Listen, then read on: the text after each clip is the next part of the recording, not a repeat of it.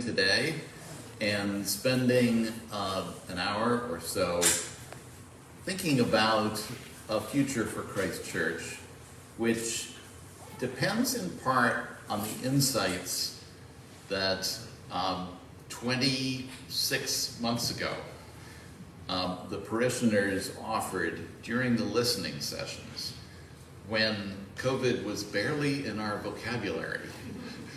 But we spent time, if you will recall, in January and February of 2020, thinking about a possible direction for Christ Church. And I think we can be grateful for our leadership, Posey and Kay as co-wardens, many other vestry members, including Jan, and I'm sure there are others whose names I should be mentioning, and also Patrick and the rest of our staff who recognize that the church, unlike all other institutions, exists not for its members, but for those who are not yet a part of our family worshiping here. We heard loud and clear, we meaning everybody on the task force and the leadership of the church, that there is an opportunity, more than an opportunity, an imperative for Christ Church to pivot towards being perceived as a resource for all people, whether they are worshiping with us every Sunday or not. And for this to be a place that is seen as a jewel of the North Shore, of real value to our neighbors, whether they are people of Christian faith or not. We believe that there were certain things that we could do which could make Christ Church, in fact and in perception, a place that would really have resonance for our neighbors. And so with that in mind, as the cloud of COVID descended over all of us, we took upon ourselves the challenge of structuring a path to make this place one of genuine welcome and invitation and accessibility for all. And we're so grateful that we do have such talent in the parish and in the form of Edu outside the parish, able to bring their heads, their hearts, and their hands to bear to effectuate a new future for Christ Church. Early on, a longtime parishioner said to me, I've heard of churches growing based on great music and great preaching, but great architecture? And we are hopeful that there are many factors which will enable Christ Church to become an even more vital place. But the distinctiveness of our architecture and the ways in which that architecture becomes more of a positive, we think can be a really important part of that.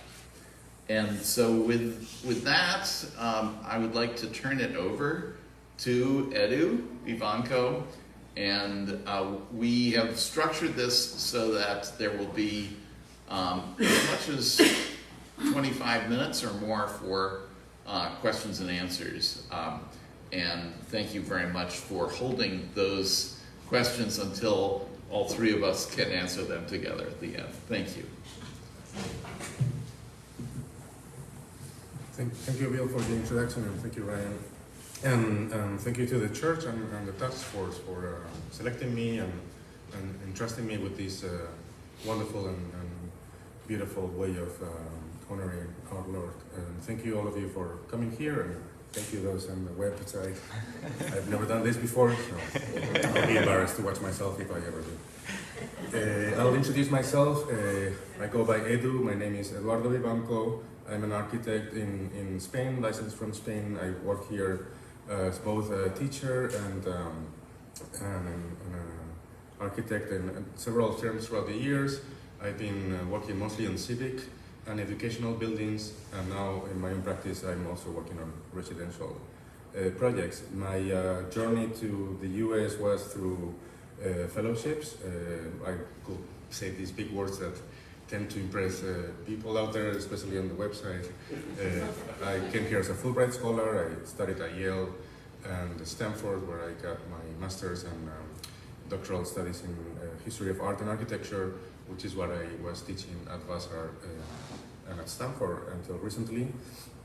And I just love architecture, but I actually, when I think about architecture, I think about the people behind the projects, and I think about the people who really live and enjoy these spaces. So to me, when Bill was asking, can architecture do these things? Of course it can. It can, because that's what is actually made of.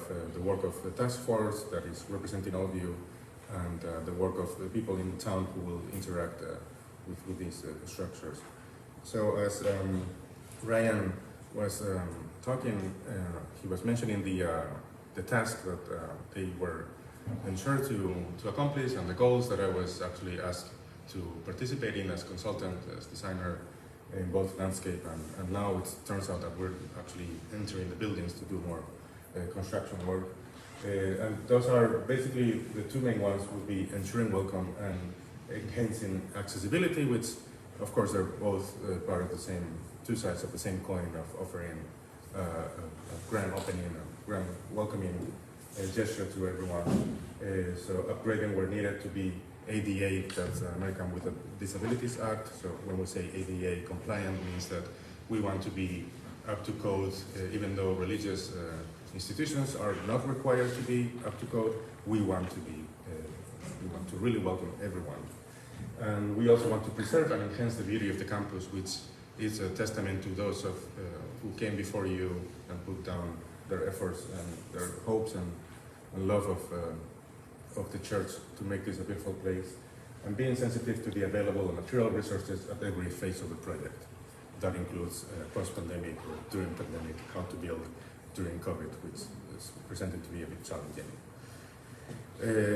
At first glance, many of you are very aware of the biggest issues that we encounter will be how to enter the chapel if you require a walker or a cane or a wheelchair or not up for it that day, or you're carrying something. So the need for ramps, the need for continuous surfaces that someone will not trip on, and that goes the same for the entrance to the school wing or the Preston-Cutler Room and through the corridor to the church. But there were also issues about how do we ensure that everyone feels welcome in a space that right now has these many different entrances and small signs, and it's hard for people to understand where the chapel is, what is the church, is that the sanctuary, where is the 8 a.m. service, etc. So we started with some first thoughts, and then additional items to consider came up. We were thinking about maybe building a ramp to the chapel, to the entrance. These are all my photographs and my drawings. And that could enter through the main gate or maybe through the side door. And then, based on other conversations, we decided that a more elegant solution will be to raise the landscape, so to raise the elevation of the grade, so that actually by natural continuation of the outside, you wouldn't need to build any of these things. For the school wing, we came up with a solution that will raise the well that is now that entrance, the sunk entrance to the school. We will raise it so that we will have a very easy way of accessing that space with a sloped floor. We're going to be looking at this in detail. And then we decided to add to the list of items a way of making that connection between the church and the school easier to navigate. No one uses that lift, and people trip on those steps. So how could we come up with a way of doing that? And we also realized that those things that we want to do to enhance accessibility and welcome go beyond the actual buildings and expand into the actual site. And other things that we were contemplating as problems would be that the few accessible parking spots that exist are located at the back of the campus, not at the front. There are only 2 accessible ones right at the front, and they're not really well designed or protected. And there's the issue of plowing. There is a lack of centralized welcoming area with too many independent entrances. We seem to have 4 different buildings that work independently, and how the school and the chapel and the church and this parish room work together seems to be something that only through the use of these spaces you get acquainted with, but for someone who's an outsider it's hard to understand and read, so that's not very welcoming.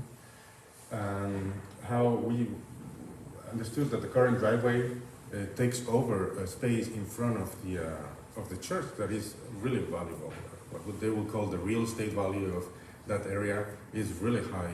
If you want to talk about a welcoming opportunity, it shouldn't be given to cars to park here and there. It should be given to all of you to enjoy, and I'll talk more about this. Because to me, the most revealing experience when looking at this campus as an outsider, as someone who is not familiar with this space, is that the campus is not the consequence of 2 different buildings, what you call the old and the new, which to me are both old. They're from the 60s. Pardon, I didn't mean to use these strong words here. But I see this as a religious unit that was meant to be filled with beauty, with joy, and that was a clear tribute to our Lord. It was a way of having, to me, these two churches you see here, they are establishing a dialogue. They are, the chapel is announcing the prophecy with the stained glass windows, and the other stained glass windows are talking about Pentecost as the 2 births of Christ, of the church. They're really telling a story. There's a symmetry that is being created here with the gables of the stone walls, the 2 towers, even the entrance with the beautiful woodwork and the choir woodwork, of course the stained glass windows. There was something happening there that we normally don't understand, that was part of the project, that was meant to be part of this project intended by previous generations. And so thankfully there's an archive of all of these documents. I looked at the previous project and I realized that it actually was a very traditional or classical, I think classical sounds better than traditional, way of building a religious campus, which is you create with the 2 buildings, you can create 2 different types of open spaces. One in the back in green will be a courtyard or a space for intimacy and pray and discussion and more protected environment. And then the open one in red will be a welcoming space for those who are not yet ready to enter the house of the Lord. And in the original project, this way of putting those 2 facades almost as an open book telling the story, but also as open arms, creating that space of welcoming, was trying to create an entrance to the whole campus, which in fact the original project included a little entrance, a connection between the chapel and the church that will bring those things together. So I took a step back and I tried to contemplate what you have here, which is a beautiful campus, and I realized that it does work as that really symmetrical thing in which the old and the new come together as a big religious unit, and there is an area in front of it that actually is part of the tradition of Christian architecture, which is called Parvis, P-A-R-V-I-S. Sometimes it's spelled with a final E, because it comes from Latin parvise, paradise. So this was a space that was designed to welcome and to be welcoming. So I proposed to the task force this idea of a parvis that will be connecting those two buildings with just landscape, flower beds, low stone fill walls, and it will then help us enter in and solve other issues of accessibility and welcoming, but we have to understand what is the front of this complex and what is the back of the complex. Even though we tend to drive to the back and we enter through the back, it actually, how we're connecting to the town is through the front of this building.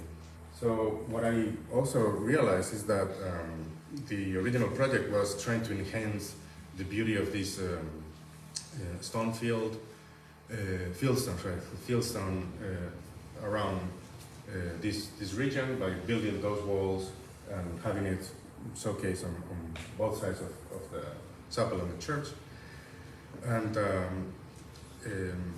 this word that I introduced to you, the parish, it's solving, in the tradition of architecture, is solving three issues. One is, this is coming from a book from the 1920s when the chapel was built. If people are willing to spend many millions to produce a monumental building, why would they not spend a few amount of money to make it, visually present to those around it? So in order to do that, you need to create a setting for that building. And the classical setting for these buildings is called a plaza. And you're aware, if you travel around and look, churches, they tend to be in big plazas, or they generate their own plazas, the squares.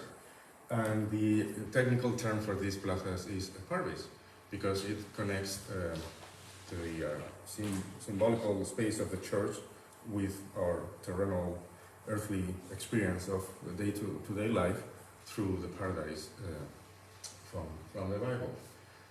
So it clearly has an aesthetic quality. It's trying to be like a podium for a sculpture or a frame to a painting, but it's not only a place from where we can see the church, it's a place from where all of you can be seen by the community. So it's a way of being seen as much as it's a way to see the church. It has a clear functional component to it. It's trying to solve many different issues that we detected. So it will centralize all the access to the campus by having this be its part.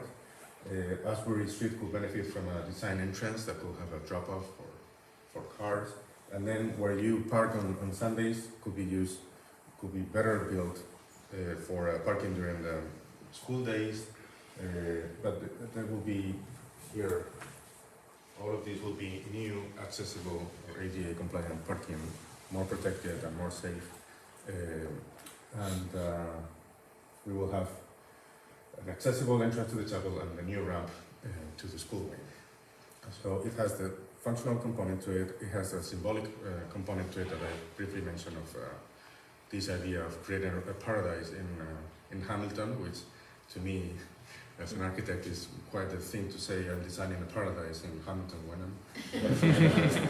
People really, it's very impressive.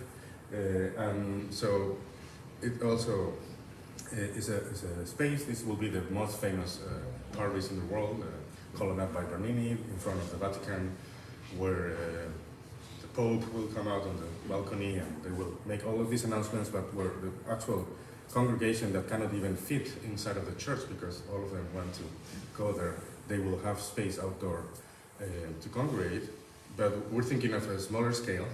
And I have here an example of a church in France, in Poitiers, that I bring here because it showcases one thing that I think is very important. It is a space that the church is offering to the town. It's a very generous thing that you will be doing by funding and building something for the town, but it's actually a space that will become part of the fabric of the town. It will be actually a way that this paradise will be both a part of the town and a part of the church. You can see here that the original project then was trying to make a little space for the city. It is, of course, creating the visual space you need to actually admire the beauty of the architecture, but it's offering this space as a space that is going to be used scheduled times, but then people will use it throughout the day to congregate, to meet up with friends, and it will be, to me, this image tells you more about how the parish is not just another room, an outdoor room of the church. It's actually a space given to the town, just like Patton Park or any other spaces where people would like to congregate. So the parish, as we've seen, is a complex and sophisticated device that is keeping us busy, and the task force is putting a lot of thought and time and consideration. And as of today, we have some images and some things that are not still fully approved by everyone. I mean, there's a lot of work, but we don't feel that this is ready to share. But what we do have, it's a series of items that we have all come together and designed in urgency, because we feel that this can be done very easily, very elegantly and clearly, so that everyone has access as soon as possible to the church, at least through this back, what we call the back entrance. So the three items that I'm going to show you, mostly two of them in detail, are what I call B. So they alphabetically arranged depending on how you enter the building. A is the parish, then you'll enter through the entrance to Preston-Cutler Room, and we added the egress there to have it be up to code and safe. The corridor, and then as of last week, a way of making the toilets accessible or ADA compliant. And if I can just, Edu, can you just go back one slide? So by egress stair, what Edu means is the fire escape stair from the choir loft down to the ground level, which is unsafe today, but will be fixed. So even though I've made this introduction about the parish, what we're going to be looking at now and to the end of this presentation is in depth what we've decided to work on in this project. And just, you will always maybe have wondered, why is that shaped like that? It feels like that's not a very nice way of composing a building. Well, that was supposed to be the extension of the school wing that will create that courtyard, but it was not built, probably because of budget reasons or programming or whatever reasons that I'm unaware of.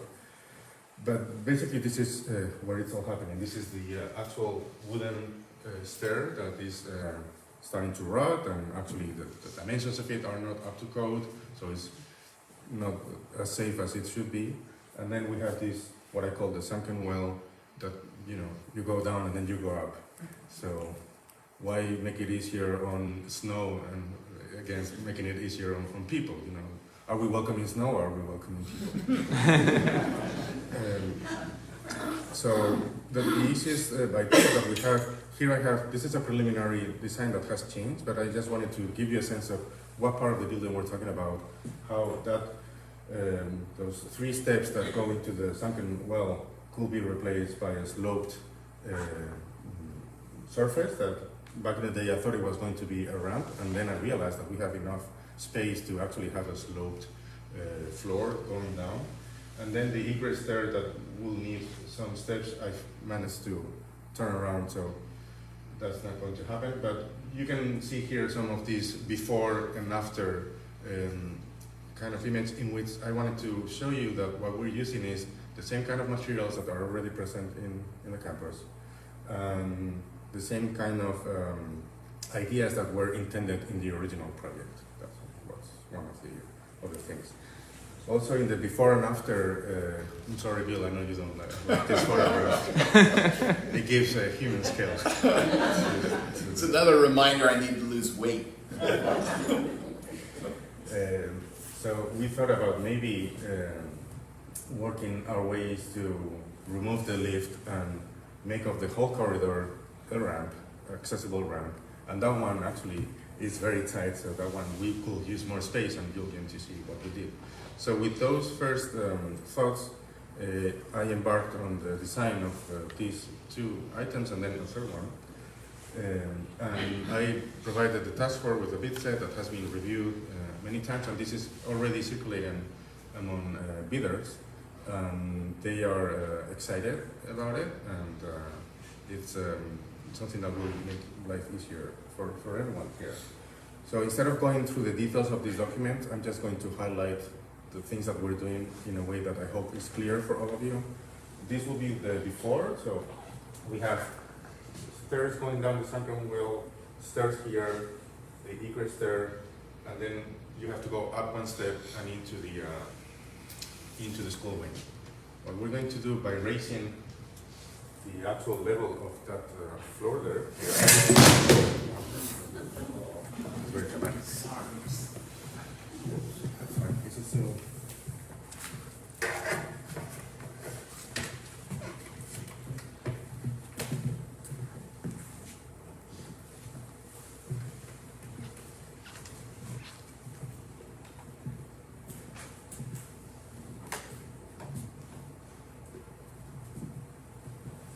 I was told to be dramatic in my presentation. Maybe I overdid it.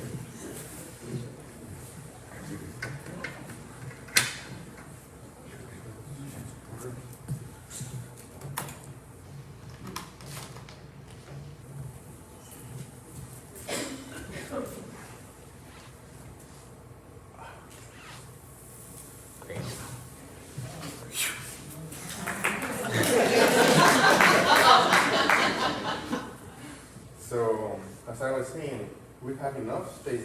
This will be the walkway that comes from the parking lot.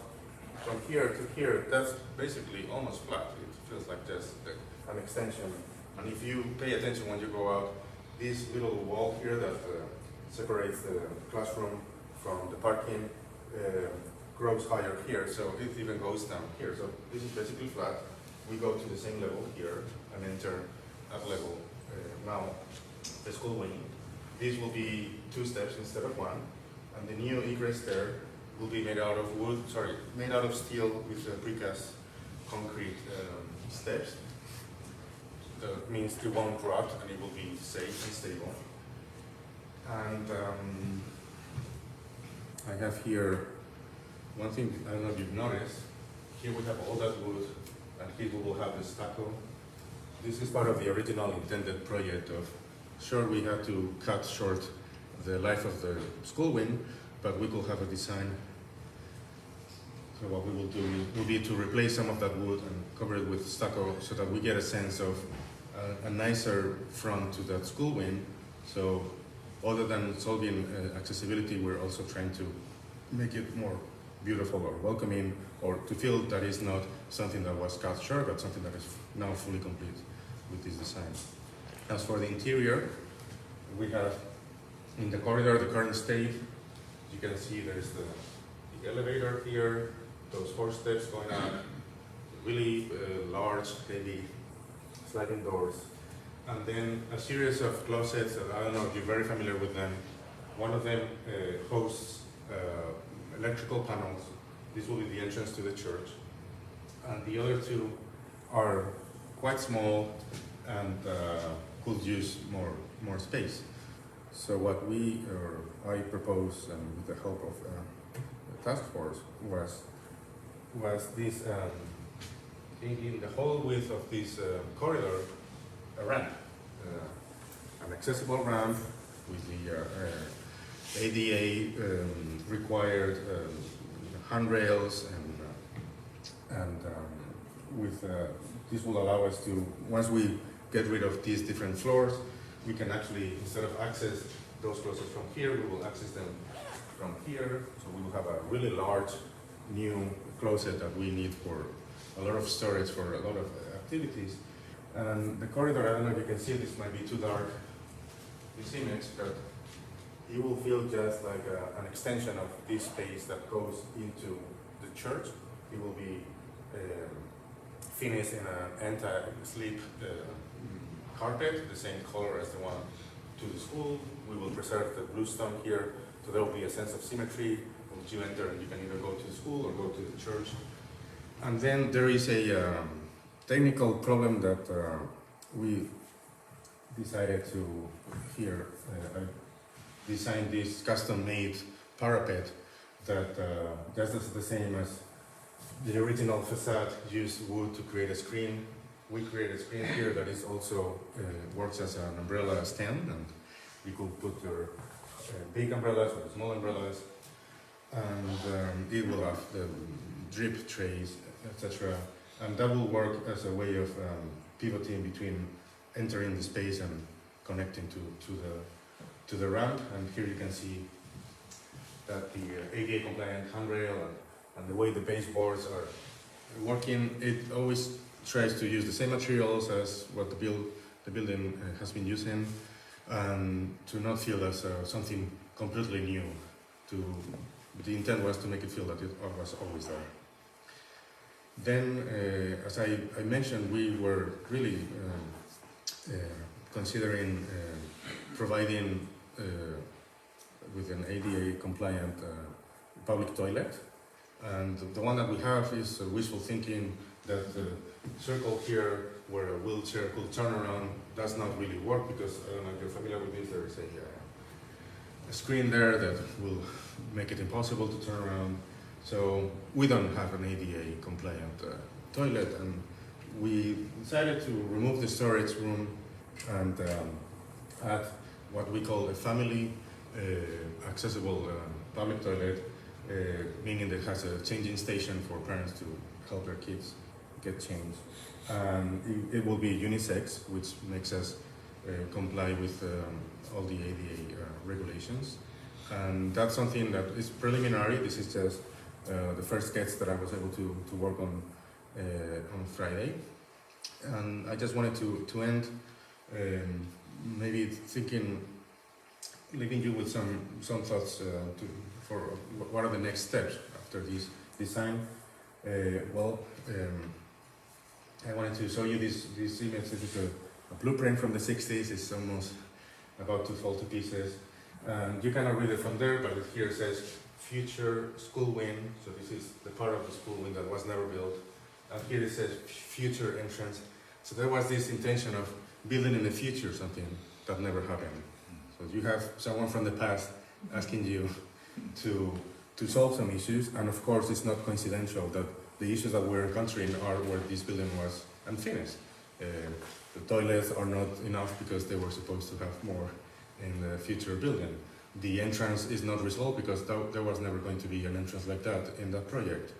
And the corridor is not enough because we will have supposed to be entering through the main entrance. So these two locations, the one that we've never really paid attention to and that we were unaware of because we didn't know there was supposed to be an entrance design there, but that will complete the thing, talks about this sense of why we need a parish to somehow complete this campus. And we don't, as I said, we can't share many of the images, but I wanted to show you just a couple of images of things that we've been talking about. How high should those walls be? How big should those outdoor rooms be? Can we use, what kind of materials can we use? Where are the lights going to be? How many plants?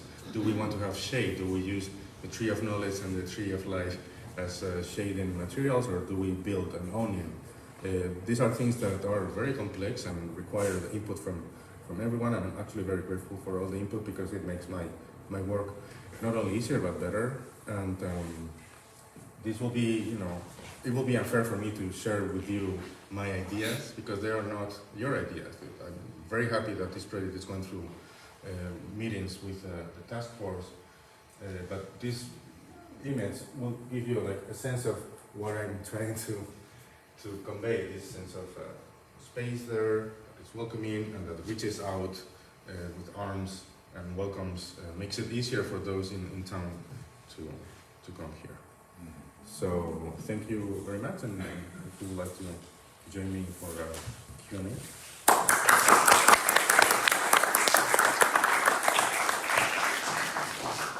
I imagine there are a bunch of questions, especially as you're starting to see some of these slides and envision yourself in the context of floor plans and spaces with some of the proposed changes. What we're going to try to do is repeat questions as they're asked for folks who are watching online, so they can hear. And we've definitely got some time and really want to engage. Edu is available, and as am I, to stay a bit after as well if there are some additional questions. But let's open up the floor. Bruce. You might have covered this, Edu, but on the ramp inside the church coming down towards the Preston-Cutler Room, is that going to necessitate moving the entrance to the Preston-Cutler Room? Yeah, so the question is, when we ramp in the Preston-Cutler Room up to the church, will that require moving the entrance into the Preston-Cutler Room? Thank you. Thank you for the question, because I did not really cover that. I talked about the sliding doors, but I didn't really mention what we do with them, which is what you have. What we have right now is this is the floor plan. The two sliding doors, which one of them has been covered with plywood and is not used. So as such, we only have the one that slides. You can see here that the current steps end basically where the sliding door begins. So because of the actual requirement of the ADA regulations, we need space for handrails, and we need space, it's 1 inch per foot. So we need 24 feet here to cover the 2 feet in elevation. And what I decided to do is to align this original entrance with the new entrance here, so it will be made smaller. And here, this portion of what is now the sliding door will be replaced by a glazed screen that replicates or mimics or is inspired by the one outside. So this will be an elevation of that entrance to the Cutler Room. Here you can see the sliding door moving, and what you have is a fixed portion now enclosed with glass that allows for privacy with a system of screens. So someone going down the ramp is not going to be peeking into the room. I know you sometimes have the curtains to have more privacy, so that will have that effect of a screen on the sides, but when you enter the space, it will resonate this screen here, the screen and the parapet and the screen here. It will make you feel that this space is still the same space. It has been taken over a little bit by the ramp, but the intent is to make it feel as if it's always been part of that, and actually make the ramp more welcoming into the Cutler Room, and not make it feel as an intrusion of a ramp that needed to be there. What is this thing doing in the middle of the space? So attention was paid to how to make this coherent, and the sliding door, by being new and smaller, will be lighter and easier to manipulate. There was we wanted to get from bidders how much it will cost to have just a button to make it work, so no one has to really break an arm doing the job. Just a quick follow-up on that. As someone who hangs art shows in that space, does that give us extra wall space? Yeah, I can actually answer that. So I think right now there's, in covering part of the original sliding glass door, is this plywood wall that's unpainted.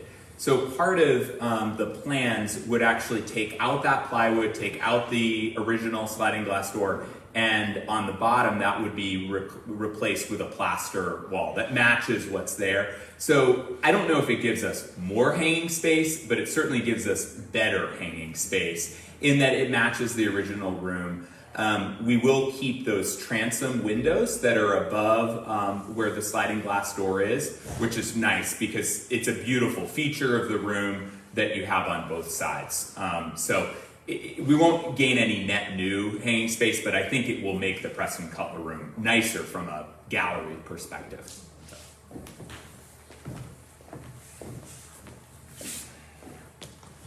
Peggy. The new section of wall that you built right there by the clock, will that be glass so you can see through and it gives you light into the foyer of that area? You're talking about the glazed wall that Edu was mentioning at the bottom of the ramp? Yes. Yeah, so that will be actually very similar to the exterior wall here. So it'll have those same, yeah, go, yeah, there's perhaps a better image. Yeah, so just like on the outside here, we have the upright pieces with glass in between. It will mirror that. It will look almost identical to that. The idea is that we'll have something that looks like it's always been there, which is great. Jeremy. Yeah, thanks so much for this presentation. My question is more for maybe something that comes next, but I just wanted your thoughts. I love what is happening in front, as you say, bringing in the community. I'm curious, when we drive in and park, what are your thoughts on how to either filter people through that area, or right now there's this, like the back side of the wall where you're standing that's just not very pretty, and so the parking lot, the view coming from the parking lot into the church, it isn't going to benefit from that. And so I'm just curious to what you've thought about as far as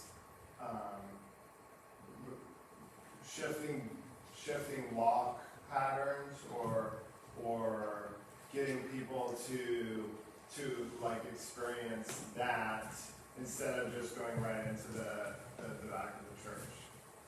So thank you, Jeremy.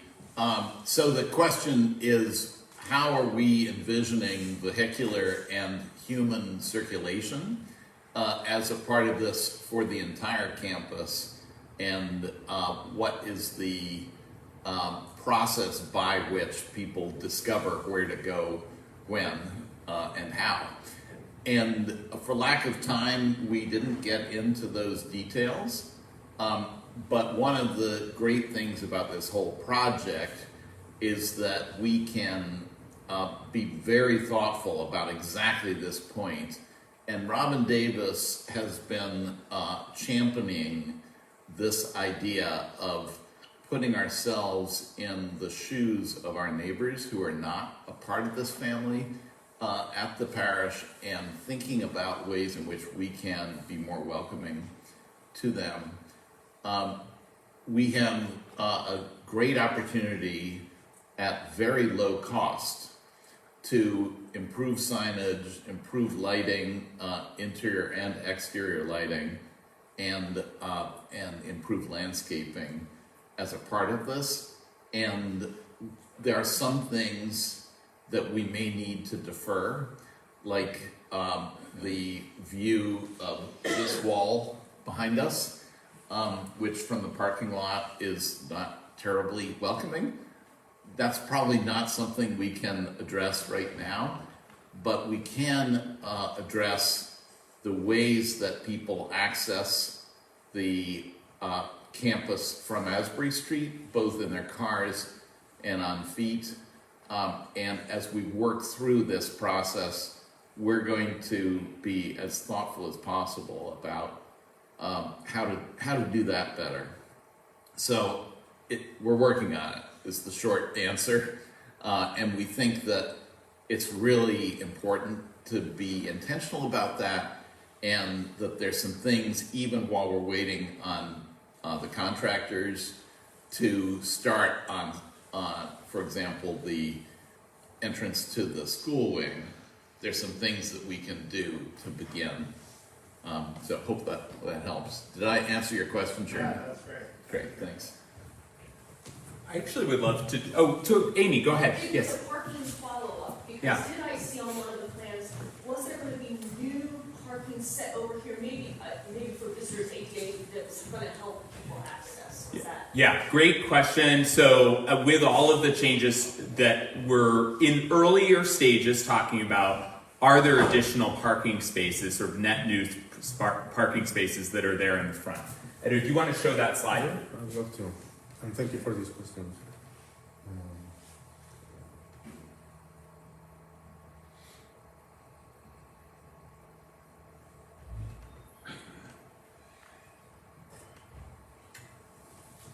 So what you notice is this in yellow, we will have, where most of you park for the 8 a.m. Service, this will be more better built and secure than visible parking spots.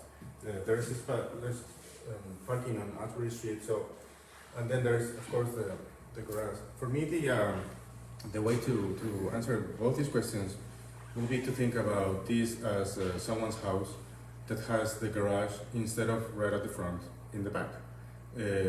And you realize that not everyone is going to park and use the building the same way. If you live in the house, you will drive all the way back, park the garage and enter through the mudroom. If you are a guest, you will park in front and walk through the front gate. If you are my mother-in-law, you will park somewhere in between and enter through the front door because you love the flowers that you gave us. So there's many ways in which we use these buildings. There will be many ways in which the Amazon or UPS truck might want to drive all the way to your front door because they want a good rating and the service, or they might leave it all the way down the driveway and you wonder, why did they leave it on my mailbox when they normally leave it up here? So even though as an architect I would like to think that people will love the parish so much that everyone will go all the way from the parking lot to the main entrance, if they're running late they will go through the courtyard. If they're going to actually use the restroom, they will go through the school wing. But ideally, all of the guests will come there.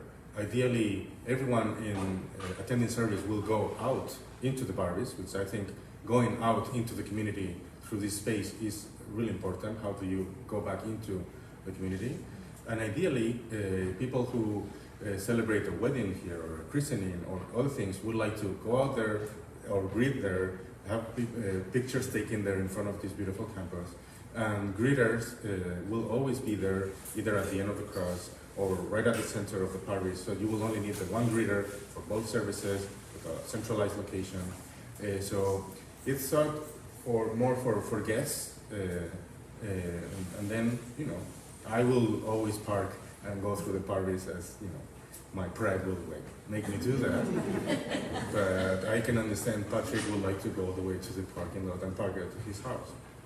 Do you want to talk about the designated accessible spots that you're thinking about too as part of that? Yeah, so the designated accessible spots that Ryan was mentioning will be here. They will replace by location and by count or amount the ones that will go in the driveway here. We only have 2 here, and this will go here, so that someone could park here and go all the way to the accessible entrance to the chapel, or someone could walk from here to the church. There was a discussion with Robin on how we make it welcoming by always ensuring plowing during snow. But that will double the amount of accessible parking spots that we have. And we were talking about creating guest parking, reserved parking spots.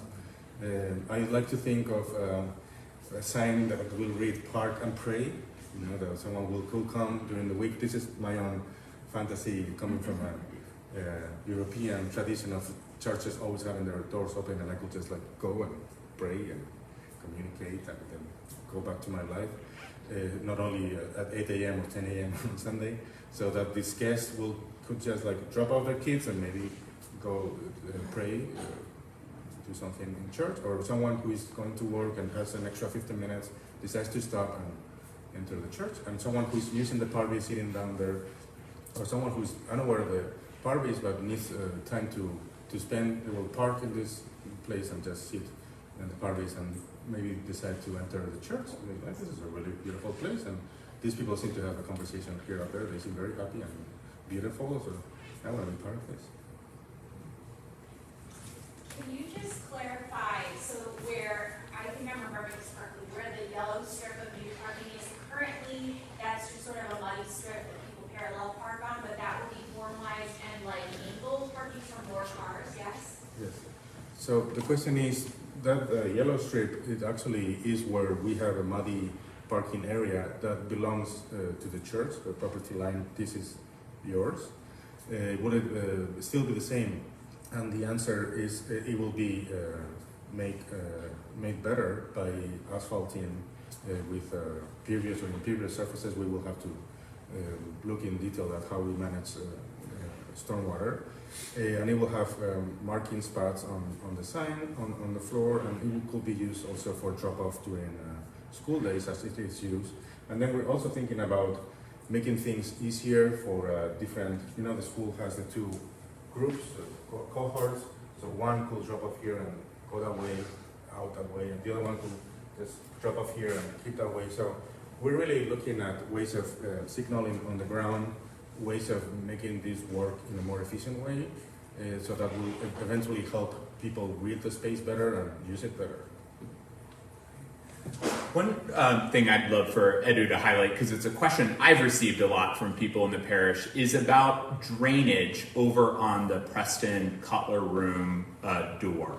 For those of you who remember when the foundations were there in between the two buildings, these foundations that were never constructed, once those were removed and the courtyard was created back around 2000, and the entrance to the Preston-Cutler Room was redesigned, there was drainage that was added to address a significant problem that we had there at the time. That's something we've paid attention to as the Campus Taskforce, making sure that we're not recreating some of the drainage problems we experienced before 2000. So Edu, can you just talk about that? It's one detail of the plan. We're not going into every single minutia, but for those of you who've been around, you may remember when people, we got water where we didn't want water. Thank you.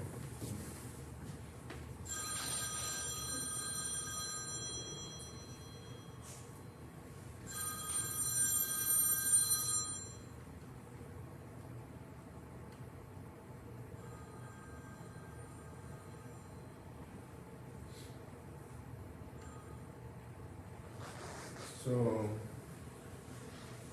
let me show you what we have right now, which is the concrete platform in the sunken well, and it has one drainage point here, and then we have the steps up and all of this area that is not drained, so the water that is here will slowly find its way into the well. And what we're doing, this is out of order. What we're doing is making sure that the new platform is really well done to make the best use of that existing draining spot. We create an additional draining spot in this sort of bucket of horizontal surface that connects to the slightly sloped new one, so that the water that comes here will be taken into the septic drainage system that already exists. And we're adding a grill here that makes sure that any water that will come in and snow because of being at level gets also taken out of the building. And I think that shows our attention to stormwater in snow. Thanks. Any one final burning question before we close? Thank you. You've asked great questions. Anybody else? Well, we can stick around for a few extra minutes if there are additional questions. Thank you so much for just engaging. So, we do have one more question. Kay Cook. What's your phase? What happens next? What is this in your process? So I think Edu alluded to it. So the question was, what are we doing next? Edu alluded to this. We are now taking these detailed drawings that we have developed for the Preston-Cutler Room wing and actually meeting with contractors as a Campus Taskforce. Jim Reynolds and Tom Skinner and Grace Chamora have been hugely helpful in that process. There's an additional meeting this week. That's a challenging time to find contractors. If you're doing any work on your own property or are in your professional life or stewarding changes to buildings, it's a challenging time with a pretty expensive cost for materials as well. But that's currently where we are. There are additional steps and conversations that need to happen on the front part of the project, the Parvis side that Edu has referenced. But both of those are ongoing pieces. There is another layer that we have not talked about today, which is around lighting and signage and landscaping as well. That's the final phase. I think we're trying to nail the bricks and mortar pieces of this first. So great question. But that's where we are in the process. Thank you so much. Thank you.